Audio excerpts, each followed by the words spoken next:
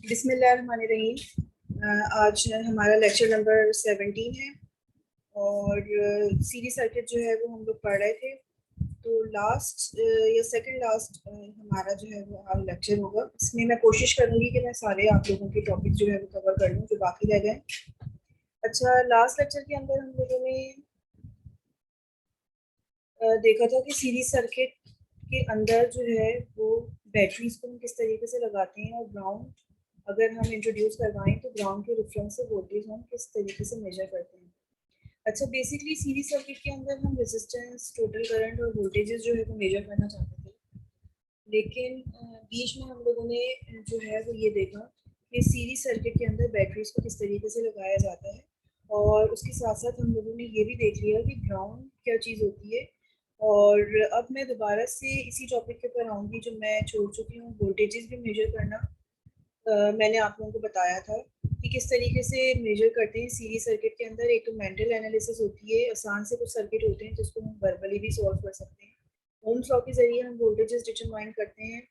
Kirchhoff's voltage law होती है और वोल्टेज डिवाइडर। तो हम सारे टॉपिक्स को कवर कर चुके हैं, ये टॉपिक को कवर कर चुके हैं, ये वाले दो पर टॉपिक्स कवर कर चुके हैं। अभी ये सिर्फ लास्ट ये दो टॉपिक्स रह गए हैं जिसको आज हम लेक्चर के अंदर देखेंगे। अच्छा, सीरीज सर्किट के अंदर मैंने आप लोगों को बताया था कि सीरीज सर्किट की जो प्रॉपर्टी होती है बेसिकली वो यही होती है कि सीरीज सर्किट के अंदर जो करंट होता है वो हर कंपोनेंट के अंदर सेम होता है, टोटल रेजिस्टेंस जो है वो एड अप हो जाती है। लेकिन वोल्टेजेस जो होते हैं वो हर कंपोनेंट के अंदर अलग अलग होते हैं, हर रजिस्टर के अंदर अलग अलग होते हैं। तो उसको डिटरमाइन करने के लिए कुछ टेक्निक्स हम इस चैप्टर के अंदर पढ़ रहे हैं। अच्छा, बाज़ दफ़ा मेंटल एनालिसिस करना आसान हो जाता है, दूसरे जो मेथड होते हैं उनके ज़रिए वोल्टेज पता करना मुश्किल हो जाता है। तो हम मेंटल एनालिसिस कर लेते हैं। बाज़ दफ़ा वोल्टेज डिवाइडर रूल से आसानी से निकल आती है वोल्टेजेस हर कंपोनेंट के अक्रॉस।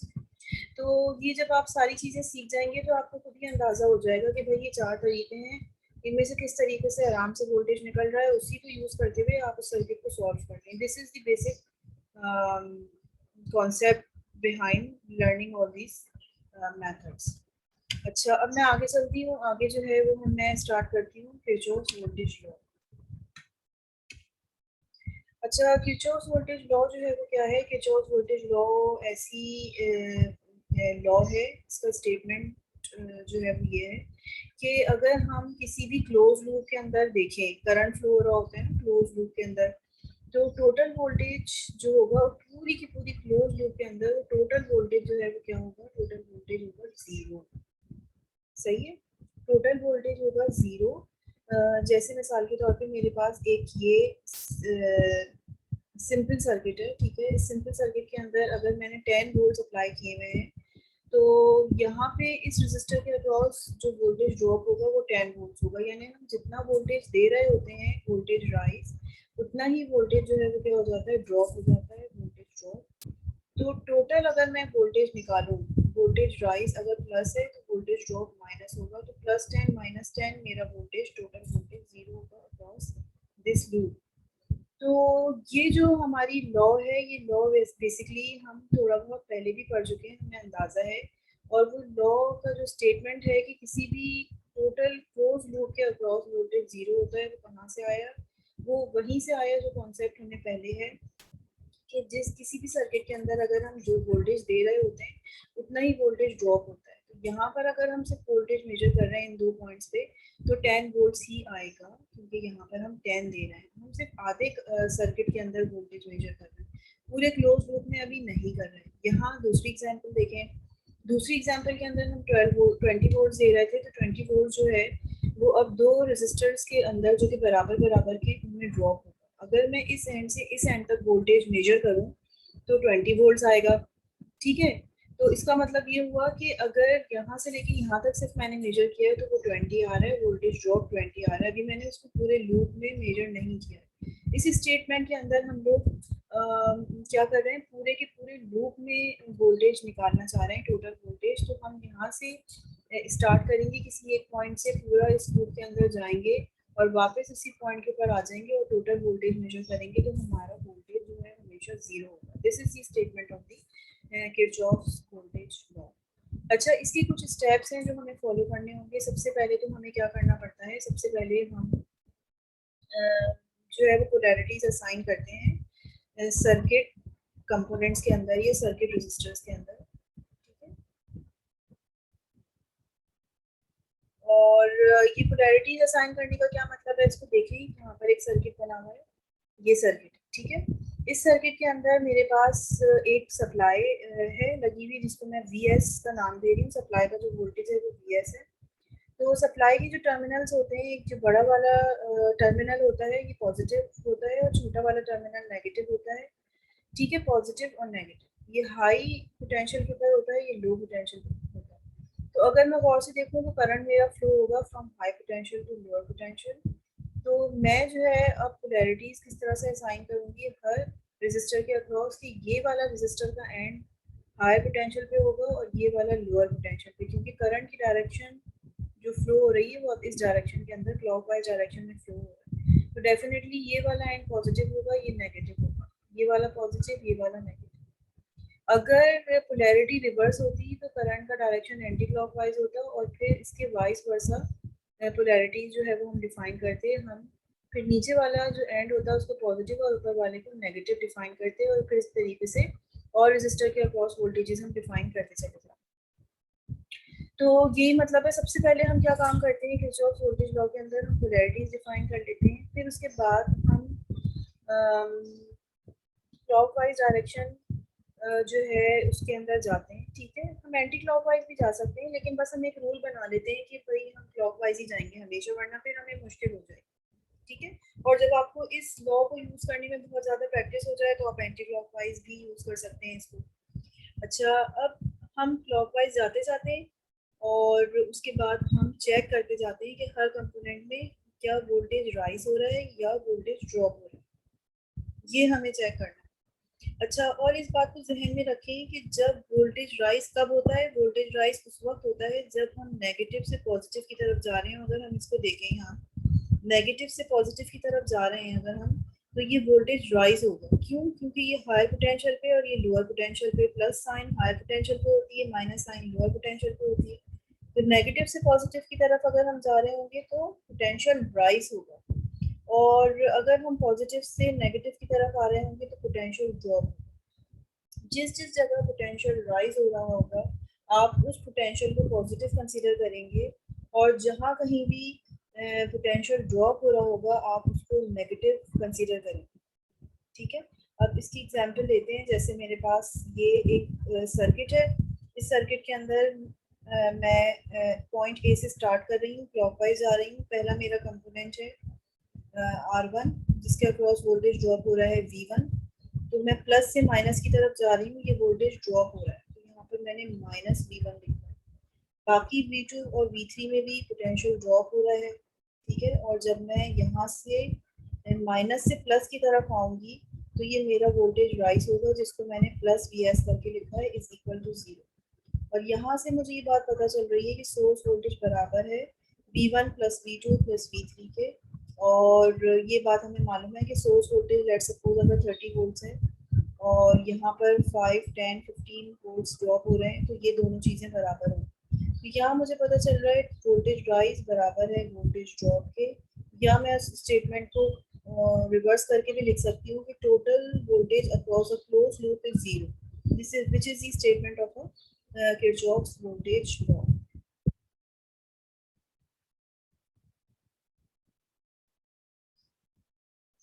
अच्छा, एक चीज जो है वो मैं आप लोगों को और रिकॉल करवाना चाहती हूँ, वो ये है कि किरचॉफ्स वोल्टेज लॉ के अंदर जो रूल मैंने आप लोगों को बताया है कि वोल्टेज राइज को हम पॉजिटिव उस वक्त लेते हैं जब हम नेगेटिव से पॉजिटिव की तरफ जा रहे होते हैं, क्योंकि अब हम राइज के हिसाब से देख रहे हैं, ठीक है।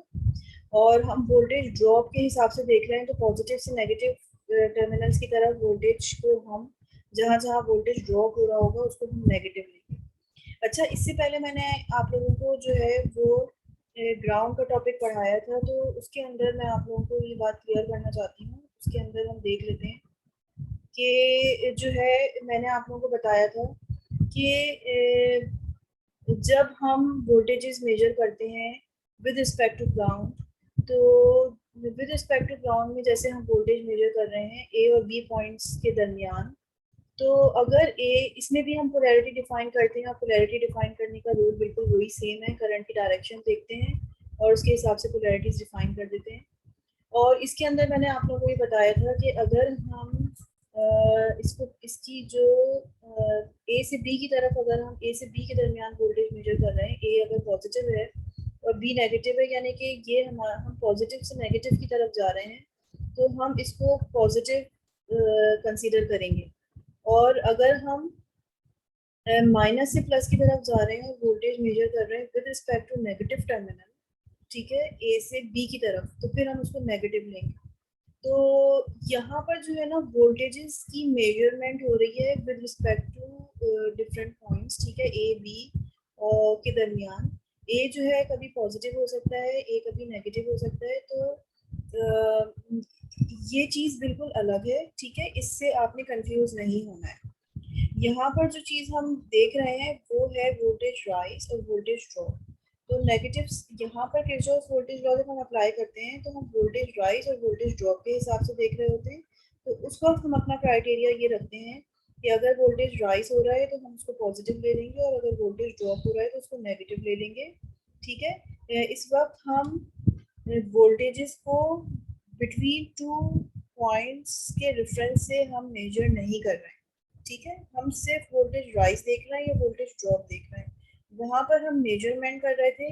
तो अगर आप बैटरी की टर्मिनल्स को रिवर्स कर देंगे तो वोल्टेज की जो पोलैरिटी है वो डिफरेंट हो जाएगी। तो वहां पर जो है ना वो पोलैरिटी इम्पोर्टेंट है, ठीक है, वोल्टेज को with respect to difference measure करना इम्पोर्टेंट है।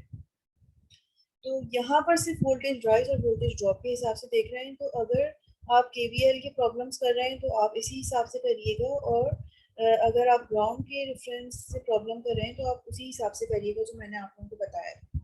अच्छा, एक चीज़ और जो रूल मैं आप लोगों को केवीएल के बारे में बता रही हूँ या वोल्टेजेस मेजर करना मैं आप लोगों को बता रही हूँ ग्राउंड के हिसाब से, ये जो है अगर आप किसी डिफरेंट बुक के अंदर देखेंगे तो हो सकता है कि वो आपको डिफरेंट उसके अंदर लिखा हुआ हो, बिल्कुल रिवर्स लिखा हुआ हो। जैसे किसी बुक के अंदर ऐसा लिखा हुआ हो कि वोल्टेज राइज को चले आप नेगेटिव ले लें और वोल्टेज ड्रॉप को जो है वो आप पॉजिटिव ले लें। या हो सकता है कि वो कहें कि आप एंटी क्लॉकवाइज जाएं हमेशा, या किसी बुक में लिखा हुआ हो सकता है कि आप की मर्जी है, आप किसी भी डायरेक्शन में चले जाएं, क्लॉकवाइज या एंटी क्लॉकवाइज। तो हम किसी भी ये हम चेंज कर सकते हैं अपनी आसानी के लिए, जैसे मैंने आप लोगों को पहले भी बताया। लेकिन जो बेसिक स्टेटमेंट है वो यही है कि टोटल वोल्टेज जो है अक्रॉस एनी क्लोज्ड लूप वो जीरो होगा। तो इस बात को जहन में रखते हुए आप पढ़िएगा। और अभी आसानी के लिए चूंकि हम फर्स्ट टाइम ये चीज़ें सीख रहे हैं, तो अभी हम बस ये तय कर लेते हैं कि अभी हम इसी तरीके से चलेंगे, और जब हम एक्सपर्ट हो जाएंगे तो फिर हम सारी तरीके से सर्किट को सॉल्व कर सकते हैं। अच्छा, एक एग्जाम्पल है, इसमें हमें क्या करना है, अननोन वोल्टेज मालूम करना है केवीएल के जरिए। ये एक सर्किट है, सर्किट में दो कंपोनेंट्स लगे हुए हैं, 5 वोल्ट 10 वोल्ट। सोर्स वोल्टेज हमें मालूम नहीं है, तो हम पॉइंट ए से स्टार्ट करेंगे। सबसे पहला तो स्टेप यही है कि पोलैरिटीज डिफाइन करेंगे। ये पॉजिटिव है, ये नेगेटिव है, करंट का डायरेक्शन क्लॉकवाइज होगा। प्लस और माइनस पोलैरिटी करंट के हिसाब से आ जाएगी। फिर हम ए पॉइंट से स्टार्ट करेंगे, जब हम इधर जाएंगे तो प्लस से माइनस की तरफ पोलैरिटी जो है वो नेगेटिव होगी, -10। और जब हम माइनस से प्लस की तरफ जाएंगे तो फिर हमारे पास वी एस पॉजिटिव होगा इज इक्वल टू 0। एक ही इक्वेशन है, एक ही अननोन है, यहाँ से हम पता कर लेंगे वी एस जो है वो हमारे पास 15 वोल्ट है। तो हम इस लॉ की मदद से अननोन वोल्टेज मालूम कर सकते हैं। बेसिकली हम इस लॉ की मदद से वोल्टेज भी पता कर सकते हैं, अननोन करंट भी पता कर सकते हैं, और रेजिस्टेंस भी पता कर सकते हैं। ऐसा नहीं है कि सिर्फ और सिर्फ वोल्टेज जो है वो पता किया जाए, करंट और रेजिस्टेंस भी पता कर सकते हैं। अच्छा, खैर इसकी एग्जांपल्स तो अभी आएंगी कि हम करंट और रेजिस्टेंस को किस तरह से मेजर करते हैं। एक और एग्जांपल है, उसको देख लेते हैं। ये एक सर्किट है, इसमें दो सप्लाईज लगी हुई हैं, एक 50 वोल्ट्स की, एक 15 वोल्ट्स की। अगर आप गौर से देखें तो 50 वोल्ट इज का मैग्नीट्यूड ज़्यादा है, 15 वोल्ट्स का मैग्नीट्यूड कम है। तो करंट की जो डायरेक्शन होगी वो क्लॉकवाइज ही होगी, और क्लॉकवाइज डायरेक्शन के हिसाब से मैंने इसके अंदर पोलैरिटीज जो है वो डिफाइन कर दी फर्स्ट स्टेप में। तो सेकंड स्टेप में मैं क्लॉकवाइज जो है वो जाऊंगी, क्लॉकवाइज जाती जाऊंगी और अपनी वोल्टेजेस की वैल्यू लिखूंगी। मुझे मालूम क्या करना है, मुझे इस कंपोनेंट के अक्रॉस वोल्टेज मालूम करना है। तो अब मैं कर लेती हूँ मालूम, प्लस से माइनस जाऊंगी, वोल्टेज ड्रॉप, ठीक है। अगेन वोल्टेज ड्रॉप हो रहा है 6 वोल्ट्स, ये देखें प्लस से माइनस, फिर प्लस से माइनस, ये वीएस नेगेटिव होगा, लेकिन फिर ये प्लस से माइनस है, ये -15 आ जाएगा, और फिर जो है ये प्लस माइनस से प्लस है, तो ये प्लस होगा इज इक्वल टू 0। और यहाँ से मैं सॉल्व करके वीएस की वैल्यू जो है वो फाइंड आउट कर लूँगी, which is 17 volts in this case. तो हम अननोन वोल्टेज मालूम कर सकते हैं अक्रॉस सोर्स, अक्रॉस रजिस्टर, एक से ज़्यादा सोर्स वोल्टेजेस हो सकती हैं, ठीक है। बस हमें ख्याल ये रखना है कि एक ही पॉइंट, जिस पॉइंट से हम शुरू करें, पूरी क्लोज लूप हमें करनी है, किसी कंपोनेंट को हमें छोड़ना नहीं। इसको देखें, इस एग्जांपल को, इसके अंदर हम करंट और रेजिस्टेंस मालूम कर रहे हैं। एक सर्किट है, इसके ये भी सीरीज सर्किट है, इसके अंदर हमारे पास ये सप्लाई जो है वो मौजूद है 20 वोल्ट्स की। यहाँ पर रेजिस्टर जो है ना वो हमें रेजिस्टेंस गिवन है 10 ओम्स की, और ये भी 10 ओम्स का रेजिस्टर है, और हमसे कह रहे हैं कि आप करंट मालूम करें इस सर्किट में विद द हेल्प ऑफ के। तो कर लेते हैं, कोई प्रॉब्लम नहीं है। किसी पॉइंट ए से स्टार्ट करेंगे हम, लेट सपोज। अच्छा, जब हमने पोलैरिटीज जो है वो डिफाइन कर दी, तो ये मेरा पॉइंट ए मैंने बना लिया रेफरेंस पॉइंट। पहले मैं नेगेटिव से प्लस में जा रही हूँ, तो प्लस में लिखूंगी इसको, लोअर पोटेंशियल से हायर पोटेंशियल में, फिर प्लस से माइनस में जा रही हूँ, तो ये हो जाएगा वोल्टेज नेगेटिव में, और ये वोल्टेज बेसिकली क्या होगा, I1R1 होगा, ठीक है। इसको मैं I1R1 करके लिख सकती हूँ, V1। और इसी तरीके से इसके अक्रॉस भी वोल्टेज जो ड्रॉप होगा वो -I1R2 होगा, क्योंकि करंट जो है वो पूरे सर्किट के अंदर सेम है, सीरीज सर्किट है ये। और फिर मैं इसको सिंप्लीफाई कर लूँगी, सिंप्लीफाई करने के बाद में I1 की वैल्यू निकालूंगी, which is 1 ampere in this case. तो इस एग्जाम्पल में मैंने देखा कि वही स्टेटमेंट जो कि KVL का स्टेटमेंट है कि across any close loop voltage is equal to 0, total voltage is equal to 0, उस स्टेटमेंट के जरिए ना सिर्फ मैं अननोन वोल्टेज मालूम कर सकती हूँ, बल्कि मैं करंट भी पता कर सकती हूँ, अननोन रेजिस्टेंस भी पता कर सकती हूँ। यही सेम एग्जांपल ले लें और सपोज कर लें कि अब हमें करंट मालूम है, अब हमें रेजिस्टेंस की वैल्यू मालूम है। तो मुझे जो है ना R2 मालूम है 10, R1 मुझे पता नहीं है, करंट मुझे पता है 1 एम्पीयर, ठीक है, 20 वोल्ट। सेम यही मैंने ले लिया है, बस अब हम रिवर्स तरीके से इसको सॉल्व करते हैं, वही काम हम करेंगे उसी तरह से, पूरी की पूरी सेम वही इक्वेशन आ जाएगी। लेकिन अब हमें जो चीज़ पता है वो करंट पता है, I1 की वैल्यू 1 हमने रख दी, और R1 हमें मालूम करना है, R2 की वैल्यू हमें पता है वो 10 है। तो R1 के लिए हम सॉल्व कर लेंगे और 10 ही निकल आएगा, ठीक है। तो हम R1 यानी अननोन रेजिस्टेंस भी इस लॉ की मदद से मालूम कर सकते हैं। अच्छा, अब इसमें आप लोगों को करना क्या है, इसमें आप लोगों को चेकअप प्रॉब्लम्स करने हैं 1 से 5 तक, पेज नंबर 142, और प्रॉब्लम नंबर 30 से 32 तक अटेम्प्ट करिएगा, पेज नंबर 168। अच्छा, अब एक वन पेज नंबर 168 पे 30 से 32 प्रॉब्लम्स तो आसान है। एक प्रॉब्लम दिया हुआ है प्रॉब्लम नंबर 33, उसमें आपको R4 मालूम करना है, ये उसका सर्किट है। उस सर्किट में जो है मुझे क्या चीज़ मालूम है, VS, ये मालूम मुझे नहीं है। बाकी क्या किया हुआ है इन्होंने, वोल्टेजेस सारे दिए हुए हैं हर कंपोनेंट के अक्रॉस, और R4 आपसे कह रहे हैं कि आप जो है ना वो मालूम करें, और ये जो R4 आपको मालूम करना है ये KVL के थ्रू ही मालूम करना है, KVL अप्लाई करें और उसके ज़रिए आप मालूम करें। तो सबसे पहले तो आप क्या काम करेंगे कि हमें पता है कि R4 हमें मालूम करना है, तो R4 मालूम करने का फॉर्मूला ये है कि हमें उसके अक्रॉस वोल्टेज मालूम होना चाहिए और हमें करंट पता होना चाहिए, तो हम रेजिस्टेंस निकाल सकते हैं। तो V4 तो हमें गिवन है कि 4.4 वोल्ट, लेकिन हमें करंट गिवन नहीं है, जो कि यहाँ पर इसके अक्रॉस जो है वो फ्लो हो रहा है। तो अब टोटल करंट निकालने का क्या फॉर्मूला होता है, सबसे पहले हम सिंपल अप्रोच यूज करते हैं, टोटल करंट बराबर है total voltage divided by total resistance. तो टोटल वोल्टेज जो है वो 21.94 है। कैसे है ये हमने यहाँ से निकाल लिया पहले फर्स्ट स्टेप में, कि ये जो सोर्स का जो वोल्टेज है वो ये क्या है। सोर्स का वोल्टेज हम इन सबको प्लस कर लेंगे, ठीक है। सबको प्लस करने के बाद हमें पता चल जाएगा कि सोर्स का वोल्टेज जो है वो क्या है, क्योंकि जितना वोल्टेज राइज होता है उतना ही वोल्टेज ड्रॉप होता है। तो वोल्टेज ड्रॉप तो हमें सब मालूम है, तो हमने यहाँ से वीएस निकाल लिया है 21.94। केवीएल लगा के कर रहे हैं, ठीक है, केवीएल लगाकर कर रहे हैं, तो इस वजह से हमने बाकी सबको नेगेटिव रखा है, यहाँ प्लस रखा है सोर्स वोल्टेज को इज इक्वल टू 0। या सिंपली भी आप निकाल सकते हैं कि potential rise is equal to potential drop. Potential rise की जगह पर आप लिखते हैं वीएस और पोटेंशियल ड्रॉप की जगह पर आप ये लिखते हैं, ठीक है। किस तरीके से भी आपका दिल चाहे, ये सारी चीज़ें वैलिड हैं। जब हमें टोटल वोल्टेज पता चल गया, टोटल वोल्टेज हमने यहाँ पर रखा, लेकिन टोटल रेजिस्टेंस निकालने के लिए ये सर्किट में सीरीज में लगे हुए हैं रेजिस्टेंस, तो वो निकालने के लिए आपको R4 पता होना चाहिए। तो यहाँ से जो है आई टोटल आप नहीं निकाल सकते, ये काम तो हमारा जो है वो नहीं हो सकता पॉसिबल। तो अब हम फिर नेक्स्ट स्टेप की तरफ आते हैं। अच्छा, हमें ये बात मालूम है कि हर कंपोनेंट के अक्रॉस जो है करंट तो सेम है, तो अगर हम इधर से करंट की वैल्यू निकालने, लेट सपोज आई टोटल बराबर है V1 अपॉन R1 के, आई टोटल तो V2 अपॉन R2 के भी बराबर है, ठीक है, आई टोटल V3 अपॉन R3 के भी बराबर है। ज़रूरी नहीं है कि हम I total is equal to VT upon RT करके निकालें, हम इस तरीके से भी निकाल सकते हैं आई टोटल। तो ये जो आई टोटल है, मैं इसको डिटरमाइन कर लूँगी किसी भी पैरामीटर को यूज़ करके, क्योंकि मुझे V1 R1 पता है, V2 R2 पता है, किसी को भी यूज़ कर ले करंट की एक ही वैल्यू निकलेगी, और क्योंकि करंट सब जगह सेम होता है, जब करंट निकल आएगा तो फिर आप यहाँ से इसके अंदर पुटअप करके R2 की वैल्यू डिटरमाइन कर लीजिएगा। ये मैंने आपको हिंट दे दी है प्रॉब्लम नंबर 33 की ऑन पेज नंबर 168।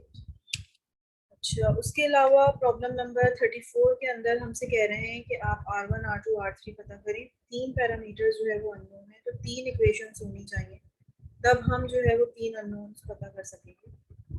और ये हमारे पास सर्किट है, सर्किट को देखें अगर, तो ये प्लस टर्मिनल है, ये माइनस टर्मिनल है।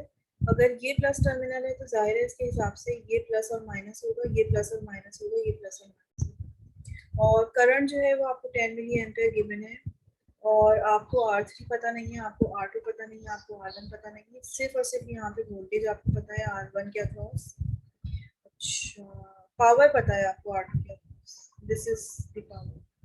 तो हम सबसे पहले जो है वो सोल्यूशन करेंगे। ये सीरीज सर्किट है, सीरीज सर्किट की क्या प्रॉपर्टी होती है भाई, करंट जो है वो हर कंपोनेंट में सेम होता है, जो कि हमें पता है, विच इज 10 मिली एम्पियर्स। तो सबसे पहला काम तो हमने यहाँ पर यही करना है कि हम केवीएल अप्लाई करेंगे। केवीएल जब हम अप्लाई करेंगे, पॉइंट ए से मैं जा रही हूँ क्लॉकवाइज, माइनस से प्लस की तरफ जाऊंगी, तो ये वोल्टेज राइज होगा 5.6 वोल्ट, ठीक है। फिर माइनस से प्लस की तरफ मैं आ रही हूँ, तो I2 R2 हो जाएगा, I2 तो 10 मिली एम्पियर्स ही रहेगा, R2 जो है वो 220 ओम्स है। और ये 220 ओम्स कैसे आया, 220 ओम्स जो है वो मैंने निकाला है जनाब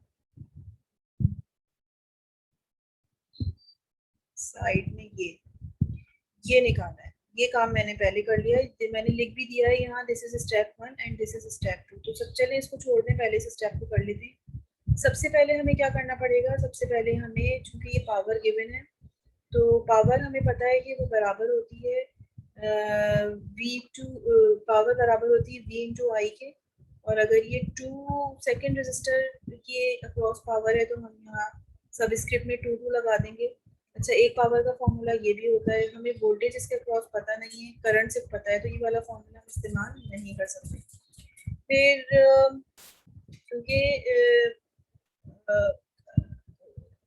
कर सकते हैं वैसे, ठीक है, पावर भी हमें मालूम है, करंट भी हमें मालूम है, तो यहाँ से वोल्टेज निकल आएगा, तो आपकी मर्जी, आप वोल्टेज निकाल लीजिए, ठीक है। V2 यहाँ पे मैंने निकाला हुआ है 2.2, और आपकी मर्जी है कि इसी पावर के फॉर्मूले को यूज करते हुए आप जो है वो रेजिस्टेंस की वैल्यू निकालने, R2 की वैल्यू निकालने, इक्विवेलेंट फॉर्मूले। तो कुछ भी मैं कर सकती हूँ, मेरी मर्जी, लेकिन अगर आपसे केवीएल के जरिए वोल्टेज मालूम करने के लिए कहा गया है तो आप कोशिश करें कि इस फॉर्मूले से फिर आप ना निकालें, ठीक है। आप निकालें इस फॉर्मूले से R2 की वैल्यू 220, और यहाँ पर आपने R2 की वैल्यू यहाँ पर 220 रख दी। डायरेक्ट जो है केवीएल जब हम अप्लाई कर रहे थे, तो यहाँ पर मैंने, मुझे वोल्टेज चाहिए था अक्रॉस दिस रजिस्टर, तो 2.2 रख सकते हैं, या फिर आप 220 रख दें, तो आंसर आपका 2.2 ही आना है, यहाँ पर देखें 2.2 ही आना है। अच्छा, फिर इसके बाद हमारे पास जब हम KVL के अंदर आगे जा रहे थे, 2 हमने स्टेप कर लिए थे, फिर हम मजीद आगे जा रहे हैं, तो माइनस से प्लस की तरफ जा रहे हैं जनाब। तो ये हमारा वोल्टेज राइज होगा which is 10 milli amperes into R3, ठीक है, और माइनस 9 वोल्ट्स, क्योंकि अब हम प्लस से माइनस की तरफ जा रहे हैं और मैं इज इक्वल टू के दूसरी तरफ ले गए। इसको सिंप्लीफाई करके R3 की वैल्यू मैंने यहाँ से रिटर्न की, R2 मुझे पता चल गया, R3 मुझे पता चल गया, फिर अब मैं सॉल्व कर लूँगी, ठीक है। मैं R1 की वैल्यू भी निकाल लूँगी। R1 के अक्रॉस मुझे जो है वो करंट मालूम है I1, मुझे वोल्टेज मालूम है 5.6, तो डायरेक्ट मैं R1 की वैल्यू यहाँ से निकाल सकती हूँ, ठीक है। R1 क्या चीज़ है, V1/I1, तो ये मेरा R1 निकल गया। ये हिंट है प्रॉब्लम नंबर 34। अच्छा, उसके बाद जो है ना मेरा टॉपिक आता है वोल्टेज डिवाइडर रूल का। वोल्टेज डिवाइडर रूल जो है वो बहुत आसान टॉपिक है और मुझे तो पर्सनली बहुत अच्छा लगता है। सीरीज सर्किट के अंदर अगर हमें वोल्टेजेस अक्रॉस दी कंपोनेंट्स मालूम करने हैं, KVL से ज़्यादा जो है वो जल्दी से पता चल जाता है फॉर्मूला अगर आपको यूज़ करना। अच्छा, ये जो वोल्टेज डिवाइडर रूल का फॉर्मूला है, ये बेसिकली आ कहाँ से रहा है? हमें ये बात मालूम है कि सीरीज सर्किट के अंदर हर कंपोनेंट में वोल्टेजेस अलग अलग होते हैं। लेट्स सपोज V1 हम मालूम करना चाहते हैं, तो V1 मालूम करने का क्या फॉर्मूला है, I1R। और I1 जो है वो बेसिकली क्या चीज़ है, I1 तो टोटल करंट है ना, तो I टोटल की जगह पे मैं ये वाला फॉर्मूला भी लिख सकती हूँ, V total upon R total. तो ये मुझे पता चल गया कि अगर मुझे वोल्टेज मालूम करना है अक्रॉस कंपोनेंट नंबर 1, तो मैं इस फॉर्मूले से मालूम कर सकती हूँ। ये मैंने यहाँ लिखा है। अगर मैं वोल्टेज मालूम करना चाहूँ अक्रॉस कंपोनेंट 2, तो मैं इस तरीके से मालूम कर सकती हूँ, एंड सो ऑन। तो यहाँ पर मैंने एग्जाम्पल भी लिखी है कि अगर लेट सपोज कोई सर्किट आपके पास इस तरह का है, इसमें टोटल वोल्टेज आपको मालूम है, रेजिस्टेंस की वैल्यू आपको मालूम है, तो आप वोल्टेजेस मालूम कर सकते हैं अक्रॉस एनी कंपोनेंट। तो V1 अगर मुझे मालूम करना है तो टोटल वोल्टेज मुझे पता होना चाहिए विच is 10 volts in this case. Total resistance 1000 है अभी, अगर आप इन सबको प्लस करें तो, ठीक है, इनटू 100 क्यों रखा है मैंने, क्योंकि मेरा R1 जो है वो 100 है, तो मुझे R1 से ही मल्टीप्लाई करना है। एक बार बेसिकली ये वाला फॉर्मूला यूज करके मैंने निकाल दिया। इसी तरीके से V2 निकालेंगे, इसी तरीके से V2। तो ये बहुत आसान है, इसको जो है वो सॉल्व करें। Problem number 5.18 voltage divider rule की बहुत सिंपल है, जिस तरह से मैंने करवाई है ये एग्जाम्पल बिल्कुल ऐसी ही एग्जाम्पल है।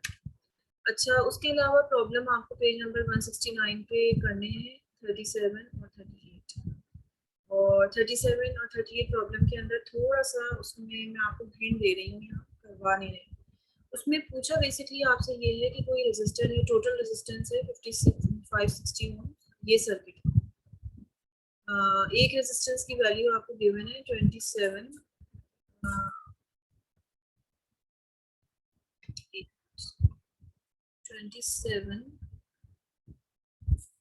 ओम्स, ठीक है।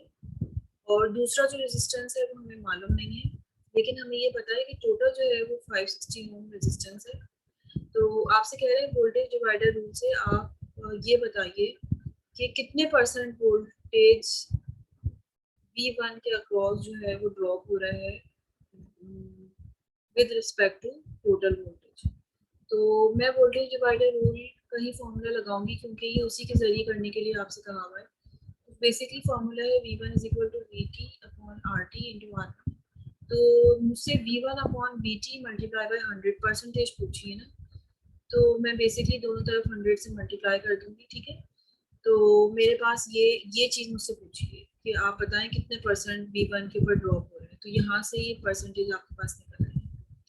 अच्छा, उसके अलावा प्रॉब्लम नंबर 37 से 43 तक आपको करनी है, जिसमें से प्रॉब्लम नंबर 37 की हिंट मैंने आपको दे दी है। 38 के अंदर एक चीज़ आपको बताई है मैंने कि लीनियर पोटेंशियोमीटर का जिक्र है। तो पोटेंशियोमीटर के बारे में तो मैं आप लोगों को बता चुकी हूँ कि पोटेंशियोमीटर क्या होता है।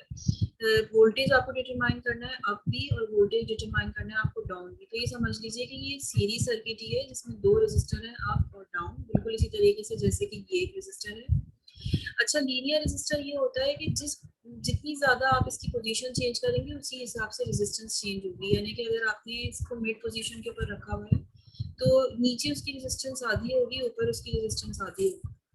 अगर आपने इसको इस पोजीशन पे रखा हुआ है 1/3 पोजीशन पे, तो 1/3 रेजिस्टेंस ऊपर होगी और 2/3 रेजिस्टेंस जो है वो नीचे होगी। This is known as the linear potentiometer, ठीक है।